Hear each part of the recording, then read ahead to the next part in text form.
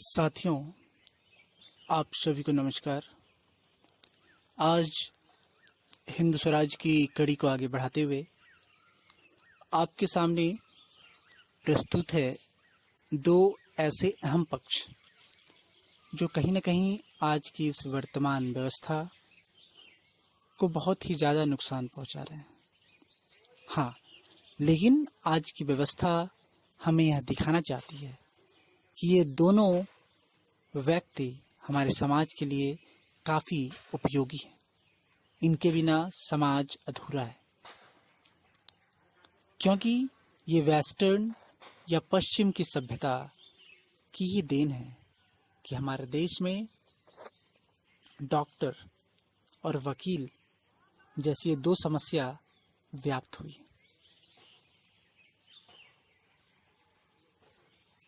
भारतीय परंपरा में ये दोनों लोग कभी भी परमानेंटली कभी नहीं रहे। समाज के एक आम व्यक्ति जो अपनी अपनी जीवन और अपने दिनचर्या में व्यस्त है, समय आने पर वही कभी न्याय का काम किया और आयुर्वेद के रूप में कोई वैद्य का काम किया। लेकिन ये कोई हमारी व्यवस्था पे कोई बोझ नहीं था, या फिर दूसरे अर्थों में कहा जाए कि ये मजबूरी का फ़ायदा नहीं उठाते थे, या फिर ये इस व्यवस्था में इनका मानना है कि यदि रोग हो ही नहीं तो फिर डॉक्टर किस काम के। तो आज हम जितने भी विकास का जो सूचक मानते हैं कि हॉस्पिटल, विद्यालय, अरे हॉस्पिटल हो क्यों? हॉस्पिटल यानी कि रोग का प्रतीक। तो हम जितने बड़े हॉस्पिटल खोल देते हैं उस बात की हम खुशी मनाते हैं। तो ये विकास नहीं, ये उल्टा विकास है और ये विनाश है कहीं ना कहीं। तो आज जो साम्राज्यवादी और पूंजीवादी ताकतों के द्वारा दो अहम चीज़ें हमारे समाज में डाली गई, वो वकील और डॉक्टर है। उस पर गांधी जी के क्या विचार थे वो आपके सामने प्रस्तुत है। आज सबसे पहला अध्याय 11, हिंदुस्तान की दशा 4, वकील। पाठक, आप कहते हैं कि दो आदमी झगड़े तब उसका न्याय भी नहीं करना चाहिए। यह तो आपने अजीब बात कही। संपादक, इसे अजीब कहिए या दूसरा कोई विशेषण लगाइए, पर बात सही है। आपकी शंका हमें वकील डॉक्टर की पहचान कराती है। मेरी राय है कि वकीलों ने हिंदुस्तान को गुलाम बनाया है, हिंदू मुसलमानों के झगड़े को बढ़ाया है और अंग्रेजी हुकूमत को यहाँ मजबूत किया है। पाठक, ऐसे इल्ज़ाम लगाना आसान है, लेकिन इसे साबित करना मुश्किल होगा। वकीलों के सिवा दूसरा कौन हमें आज़ादी का मार्ग बताता? उसके सिवा गरीबों का बचाव कौन करता? उनके सिवा कौन हमें न्याय दिलाता? देखिए, स्वर्गीय मनमोहन घोष ने कितनों को बचाया, खुद एक कौड़ी भी उन्हें नहीं मिली। कांग्रेस, जिसके आपने ही बखान किए हैं, वकीलों से निपटती है और उसकी मेहनत से ही उसमें काम होते हैं। उस वर्ग की आप निंदा करें, यह इंसाफ के साथ गैर इंसाफ करने जैसा है। वह तो आपके हाथ में अखबार आया, इसलिए चाहे जो बोलने की छूट लेने जैसा लगता है। संपादक, जैसा आप मानते हैं वैसा ही मैं भी एक समय मानता था। वकीलों ने कभी कोई अच्छा काम नहीं किया, ऐसा मैं आपसे नहीं कहना चाहता। मिस्टर मनमोहन घोष की मैं इज्जत करता हूँ, उन्होंने गरीबों की मदद की थी, यह बात सही है। कांग्रेस में वकीलों ने कुछ काम किया है, यह भी हम मान सकते हैं। वकील की आखिर मनुष्य है और मनुष्य जाति में कुछ तो अच्छाई है ही। वकीलों की भलमनसी के जो बहुत से किस्से देखने में आते हैं, वे तभी हुए जब वे अपने को वकील समझना भूल गए। मुझे तो आपको सिर्फ यह दिखाना है कि उनका धंधा उन्हें अनीति सिखाने वाला है। वे बुरे लालच में फंसते हैं जिसमें से उबरने वाले बिरले ही होते हैं।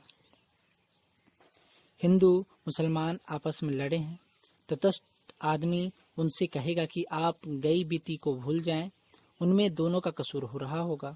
अब दोनों मिलकर रहिए, लेकिन वे वकील पास जाते हैं। वकील का फर्ज हो जाता है कि वह मुकव्विल की ओर जोर लगाए मुवक्किल के ख्याल में भी ना हो, ऐसी दलीलें मुवक्किल की ओर से ढूंढना वकील का काम होता है। अगर वह ऐसा नहीं करता तो माना जाएगा कि वह अपने पैसे का बट्टा लगाया है। इसलिए वकील तो आम तौर पर झगड़ा आगे बढ़ाने की सलाह देता है। लोग दूसरे को दुख दूर करने के लिए नहीं, बल्कि पैसा पैदा करने के लिए वकील बनते हैं। वह एक कमाई का रास्ता है, इसलिए वकील का स्वार्थ झगड़ा बढ़ाने में है, ना कि उसे कम करने में। वह तो मेरी जानी हुई बात है कि जब झगड़े होते हैं तब वकील खुश होते हैं। मुख्तार लोग भी वकील की जात के हैं। जहाँ झगड़े नहीं होते वहाँ भी वे झगड़े खड़े करते हैं। उनके दलाल जोंक की तरह गरीब के लोगों के चिपकते हैं और उनका खून चूस लेते हैं। वह पेशा ऐसा है कि उसमें आदमियों को झगड़े के लिए बढ़ावा मिलता ही है। वकील लोग निठल्ले होते हैं, आलसी लोग ऐसा आराम करने के लिए वकील बनते हैं। यह सही बात है। वकालत का पेशा बड़ा आबरूदार पेशा है। ऐसा खोज निकालने वाले भी वकील ही हैं। कानून भी बनाते हैं, उसकी तारीफ भी वही करते हैं। लोगों में क्या दाम दिए जाए वह भी वही तय करते हैं और लोगों पर रौब जमाने के लिए आडंबर ऐसा करते हैं मानो वे आसमां से उतरकर आए हुए देवदूत के समान हो। वे मजदूर से ज़्यादा रोजी क्यों मांगते हैं? उनकी ज़रूरतें मजदूर से ज़्यादा क्यों हैं? उन्होंने मजदूर से ज़्यादा देश का क्या भला किया है? क्या भला करने वाले को ज़्यादा पैसा लेने का हक है? और अगर पैसे के खातिर उन्होंने भला किया हो तो उस भला कैसे कहा जाए? यह तो उस पेशे जो गुण है वह मैंने बताया। वकीलों के कारण हिंदू मुसलमानों के बीच कुछ दंगे हुए हैं। यह तो जिन्हें अनुभव है वह जानते होंगे। उनसे कुछ खानदान बर्बाद हो गए हैं। उनकी बदौलत भाइयों में जहर दाखिल हो गया है। कुछ रियासतें वकीलों के जाल में फंसकर कर्जदार हो गई हैं। बहुत से गरासियों इन वकीलों की कारस्तादियों के लुट गए हैं। ऐसी बहुत सी मिसालें दी जा सकती हैं। लेकिन वकीलों से बड़ा नुकसान तो क्या हुआ कि अंग्रेजों का जुआ हमारी गर्दन पर मजबूत जम गया। आप सोचिए, क्या आप मानते हैं कि अंग्रेजी अदालतें यहाँ ना होती तो वे हमारे देश में कभी राज नहीं करते? ये अदालतें लोगों के भले के लिए नहीं, जिन्हें अपनी सत्ता कायम रखनी है वे अदालतों के जरिए लोगों में बस में रखते हैं। लोग अगर अपने झगड़े निपटा लें तो तीसरा आदमी उन पर अपनी सत्ता क्यों जमाएगा? सचमुच जब लोग खुद मारपीट करके या रिश्तेदारों को पंच बनाकर अपना झगड़ा निपटा लेते थे तब वे बहादुर थे। अदालतें आई और वे कायर बन गए। लोग आपस में लड़कर झगड़कर मिट गए। यह जंगली माना जाता था। अब तीसरा आदमी झगड़ा मिटाता है। यह क्या कम जंगलीपन है? क्या कोई ऐसा कह सकेगा कि तीसरा आदमी जो फैसला देता है वह सही फैसला ही होता है? कौन सच्चा है यह दोनों पक्ष के लोगों को जानते हैं। हम भोलेपन में मान लेते हैं कि तीसरा आदमी हमसे पैसे लेकर हमारा इंसाफ ही करता है। इस बात को अलग रखें, हकीकत तो यही दिखाती है कि अंग्रेजों ने अदालतों के जरिए हम पर अंकुश जमाया और अगर हम वकील न बने तो ये अदालतें चल ही नहीं सकती। अगर अंग्रेज ही जज होते, अंग्रेज ही वकील होते और अंग्रेज ही सिपाही होते तो वे सिर्फ अंग्रेजों पर ही राज करते।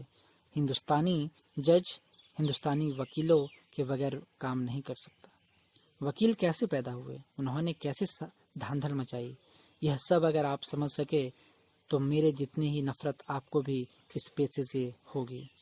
अंग्रेजी सत्ता की एक मुख्य कुंजी उनकी अदालतें और अदालतों की कुंजी वकील हैं। अगर वकील वकालत करना छोड़ दे तो वह पेशा वैश्या के पेशे जैसा नीच माना जाएगा। तो अंग्रेजी राज एक दिन में टूट जाए। वकीलों ने हिंदुस्तानी प्रजा पर यह तोहमत लगवाई है कि हमें झगड़े प्यारे हैं और हम कोर्ट कचहरी रूपी पानी को मछलियां हैं। जो शब्द मैं वकीलों के लिए इस्तेमाल करता हूँ वही शब्द जजों को भी मैं लागू करता हूँ। ये दोनों मौसेरे भाई हैं और एक दूसरे को बल देने वाले। अध्याय 12 हिंदुस्तान की दशा 5 डॉक्टर। पाठक, वकीलों की बात तो हम समझ सकते हैं। उन्होंने जो अच्छा काम किया है वह जानबूझकर नहीं किया, ऐसा यकीन होता है।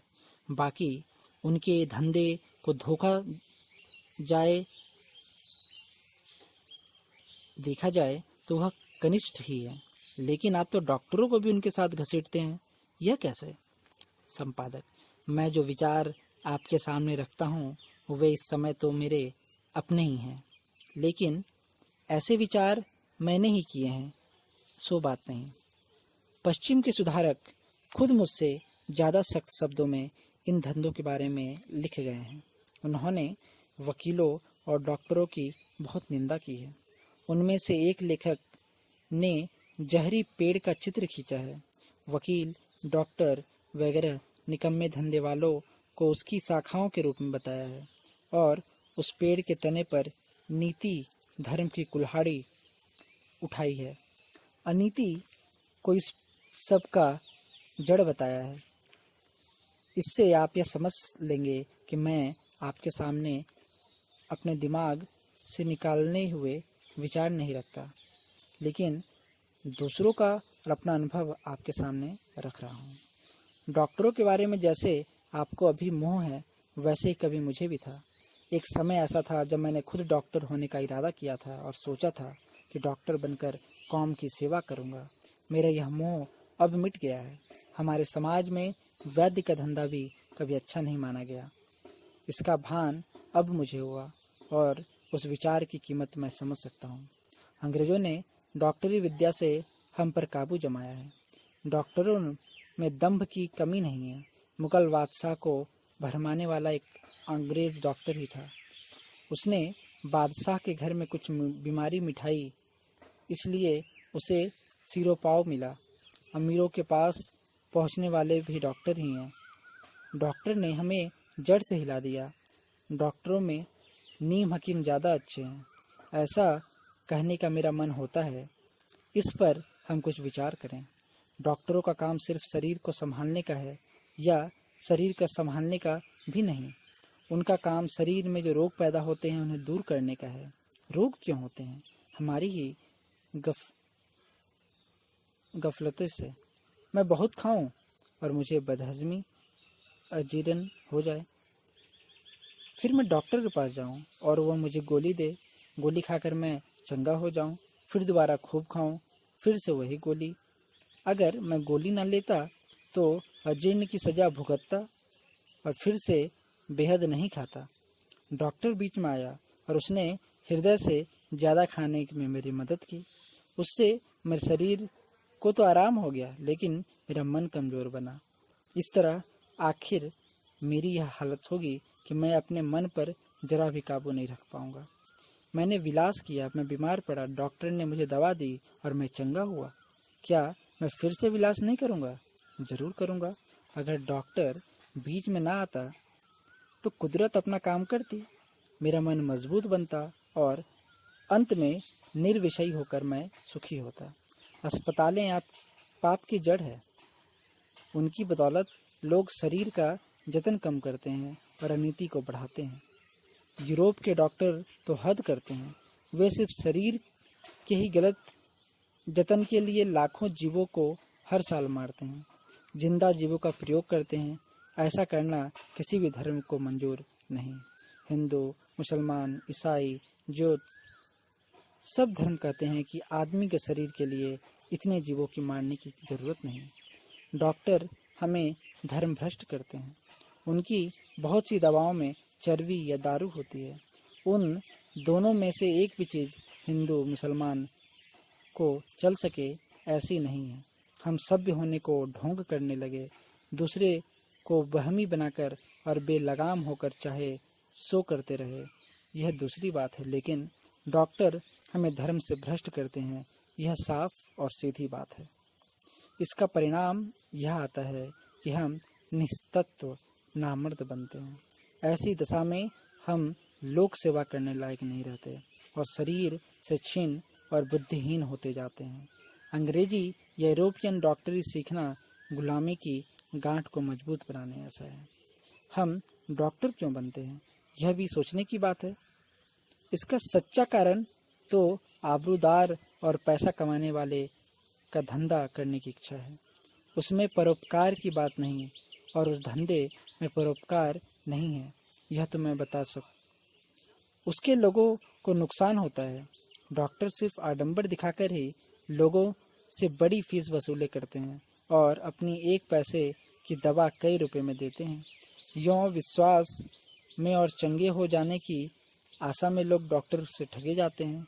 जब ऐसा ही है तब भलाई का दिखावा करने वाले डॉक्टर खुले ठग, नीम हकीम ज़्यादा अच्छे हैं। साथियों, ये कुछ स्पष्ट बात गांधी जी की इस व्यवस्था के दो अहम किरदार, दो अहम स्तंभ जो माने जाते हैं वकील और डॉक्टर के लिए। सच तो यही है कि आज के डॉक्टर हो या वकील, ये दोनों हमारी संस्कृति पर कुठाराघात कर रहे हैं और आज की व्यवस्था के अनुसार ये मजबूरी का फ़ायदा उठा रहे हैं। उनकी पूरी तंत्र है, उनकी पूरी कमाने का जरिया है। उन्हें आपके स्वास्थ्य, आपके पैसे, आपके शरीर से कोई मतलब नहीं।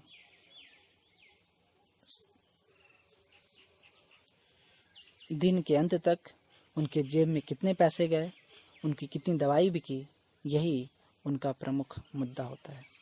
और ठीक उसी प्रकार से वकील अपने शाम के अंत तक उसके जेब में कितने पैसे गए बस वो गिनता है। वो कितने घर को बसा पाया, कितने को उजाड़ पाया, कितने लड़ाई को सच में वो ख़त्म कर दिया, कितने को बढ़ाया, इस पर वो कभी नहीं सोचता। इसीलिए गांधी जी ने इसे बोझ कहा है, इसे अनावश्यक चीज़ें कही हैं और ये सच में आज हमारे समाज में व्याप्त है। तो साथियों, आज इस 2 अध्याय को यहीं पर समाप्त करता हूँ और जाते जाते आपसे बस इतना ही कहना चाहूँगा कि